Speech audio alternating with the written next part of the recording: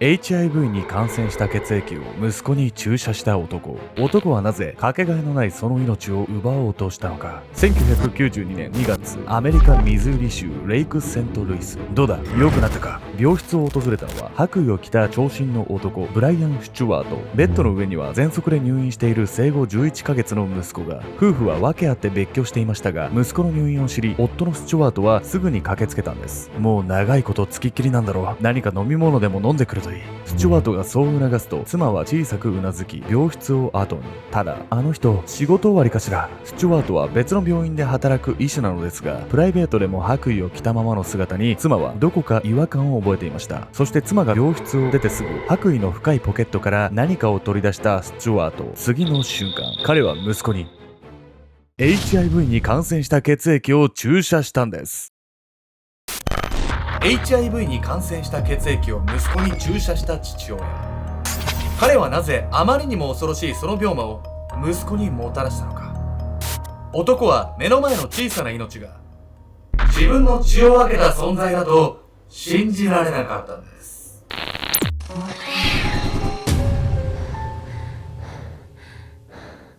おそすけんちゃんです。やみこです。というわけで、やめよさん、聞きましたよ。何が？入院してたって。あ、そうよ、入院してたのよ。大丈夫ですか？私僕がしかも旅行行ってる間じゃないですか。そう、びっくりしたわよ。肺に穴が開いちゃって。誰が開けたんですか？そんな、誰が開けたとかがやったらもうそれもう事件よ。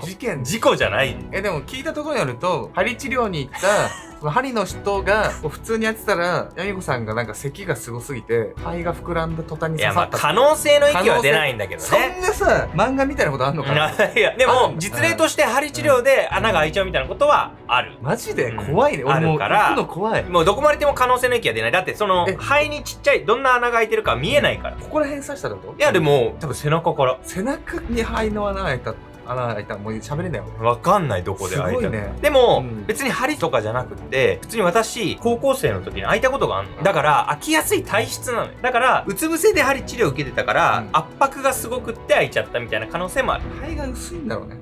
いや、わかんない。あんた肺が薄いかどうかなんて知そんなだってってんの？何回もさ開かなくない？いやでも、なる人の特徴としては、肺の上になんか気泡みたいなプツプツができやすい人なの。だから私それが多くって、手術前、高校生の時した時にそれも取り除いてもらってたんだけど、それでもできやすいから気をつけなきゃいけないの。気をつけてください、皆さんも。そうまあ何はとびっくりしたもあれね、我らがヤミゴさんがね、無事にアルゴメで戻ってきてくださって本当に嬉しく思います。いたわってください。僕も海外で見た時に花集めてたもん。いや、ちょっと気が早すぎるでしょ。ふざけんじゃないわ。いやいやなんで家庭死ぬ設定になってんの？まあヤミゴさんだったら大丈夫だろうとね、思って。はい、あれだったんですよ。はい、よかったです。でも。なので皆さんもね、本当に健康だったりとか、あとはなんか得体の知れない針治療にお気をつけください。本日はアメリカミズーリ州に住む親子に起きた信じられない事件をご紹介します。父親がある劇物を用いて生後11ヶ月の息子を殺害しようとするんです。もう生後11ヶ月なんて可愛い盛りじゃない。なんでそんな殺そうっていう気が知れない私は。どういうことなの？しかも自分の子でね。そうよ。まあですが今回の父親からするとですね、息子は全く可愛くは見えていなかったんです。そしてその男が自分の息子に持った劇物はすぐに命を奪うものではなかったんです。その病魔はじわじわと息子の人生を奪っていきました。不治の病。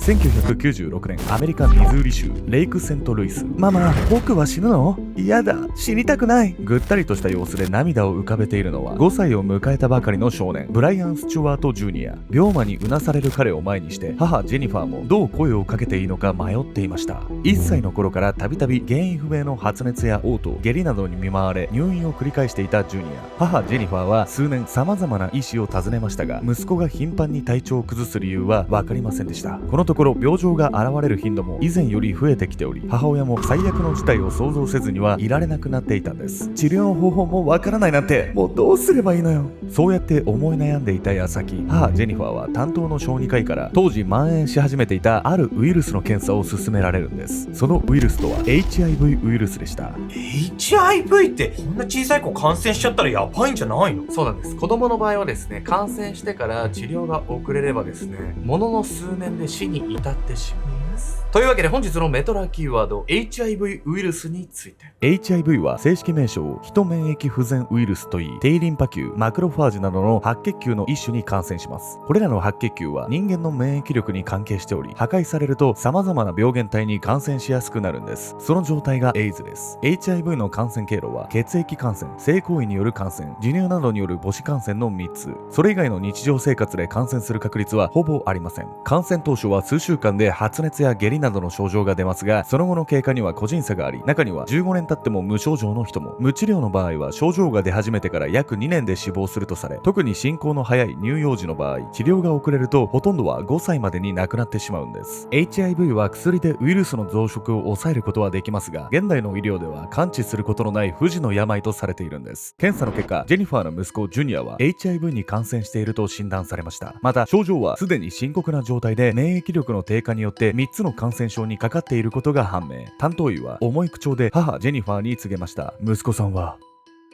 余命5ヶ月です。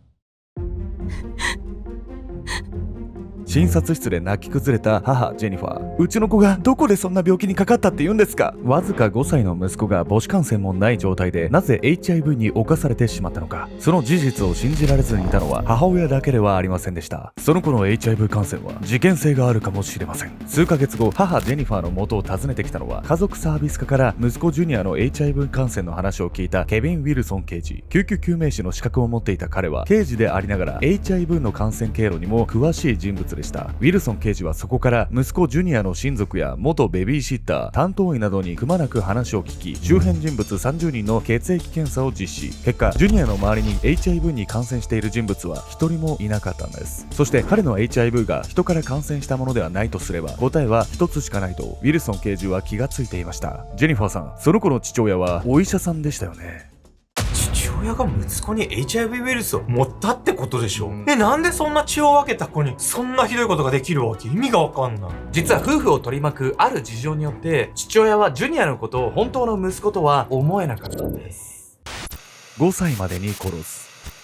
1990年の暮れ、20代前半になった母ジェニファーは当時同棲していたある男と神妙な面持ちで話をしていました。ジェニファー、僕はひょっとするとこの子の顔を見ることはないかもしれない。当時妊娠していたジェニファーの目を真剣に見つめ、そう語る男はブライアン・スチュワート。彼はイラクとの湾岸戦争に軍医として派遣されることが決まっており、恋人のジェニファーが出産した後、無事にアメリカに帰ってこれる保証がありませんでした。そしてスチュワートはそんな自分の運命を悟ったかのようにこう言ったんです。生まれてくる子には僕と同じ名前を付けよう。ブライアン・スチュワート・ジュニア。これからは彼を僕らと思ってほしい。そう言い残し、サウジアラビアへ旅立ったスチュワート。それから数ヶ月が経った1991年2月24日、息子のブライアン・スチュワート・ジュニアが誕生。帰国した父スチュワートは空港で出迎えたジェニファーと息子ジュニアのことを泣きながら抱きしめました。しかしこの時彼らはすでに幸せな家族関係を築ける状態ではなかったんです。なんでよ。戦争から無事に帰ってこれたんなら御の字じゃないのに何が問題あんの？一説にはですね、戦争が父親のスチュワートを変えてしまったとも言われてるんです。帰国してジェニファーや息子のジュニアと生活するようになってしばらく経つと、父スチュワートはたびたび次のように言い出すように。なあジェニファー、ジュニアは本当は俺の子じゃないんじゃないか。生まれてくる子には僕と同じ名前を付ける。ブライアン・スチュワート・ジュニア。これからは彼を僕らと思ってほしい。湾岸戦争へ向かう前、ジェニファーに向かい確かにそう話していたスチュワート。それが戦争から帰ってきた彼は自分と息子との血縁関係を疑い、妻のジェニファーと口論を繰り返すように。そもそもジェニファーは男運がなく、スチュワートの前にも彼氏に子供を作るだけ作って逃げられてしまったことがありました。そんな彼女のこと、ジュニアもどこか別のところで妊娠させられた子ではないのかとスチュワートは疑ったんです。スチュワートが妻のジェニファーを疑うようになったのは戦争の影響で強い人間不信に陥ったためとも言われています。その後スチュワートは妻のジェニファーにたびたび暴力を振るうようになり、2人は離婚。ジェニファーは何度となくジュニアは間違いなくスチュワートの子であると訴え、彼に養育費を求めました。すると元夫スチュワートは確かにこう言ったんです。養育費払う必要はないね。なぜならお前の息子はせいぜい5歳までしか生きられないからな。5歳までしか生きられないってさ、こいつ HIV 感染のことを言ってるわけ？妻のねジェニファーはそう言われたことだけは覚えてたんですけど、その時はねそれが何を意味しているのかは分からなかったんです、ですがね今になって考えるとスチュワートのその発言っていうのはね明らかに息子に対する殺害予告だったんです。白衣のポケット。離婚以来ジェニファーは元夫スチュワートとは連絡を絶っていました。そんな中、1992年2月6日、当時生後11ヶ月だったジュニアが喘息をこじらせて入院。一人でジュニアを育てていたジェニファーは心細さから元夫のスチュワートに電話をかけるんです。そしてどういう風の吹き回しか息子の入院を知ったスチュワートは退院が間近に迫った頃、その病院へやってきました。どうだ、ジュニアの様子は。セントジョセフ病院西棟238号室へ足を踏み入れたスチュワートはベッドの上の息子を眺めながら元妻に問いかける。もうじき退院できるって、あなた仕事終わり？元妻のジェニファーはスチュワートの質問に答えながらも怪訝な表情でそう問い返した。スチュワートは別の病院で医師として働いていたが、プライベートの時間まで白衣を着たままの彼に元妻ジェニファーはどこか違和感を覚えていた。ああ、これか。慌てて職場を出たもんでな。車の中に白衣を置いておくのも嫌だったからそのまま着てきたんだ。スチュワートのもっともらしい説明に元妻ジェニファーもそれ以上追求しようとは思わなかった。そしてずっと付きっきりなんだろ？飲み物でも飲んできたらどうだ？疲れ顔の元妻を気遣い穏やかにそう促したスチュワート。右頬にエクボができる特徴的な笑顔にジェニファーは懐かしい気持ちを覚えた。いつ以来かな、この人がこんなに優しい言葉をかけてくれたのって。ジェニファーは嬉しそうに微笑むと言われた通りに病室を出た。次の瞬間、元夫スチュワートは白衣のポケットに手を入れHIV 感染した血液サンプルを取り出した。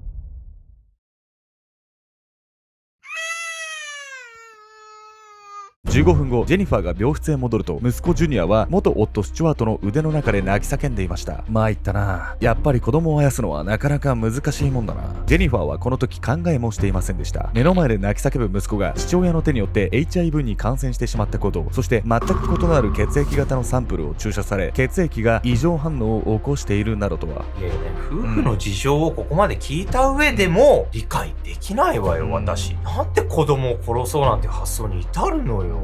しかもね、刹那的に殺すわけじゃなくてね、わざわざ HIV に感染させてね、じわじわと病魔が進行してね、苦しむわけじゃないですか。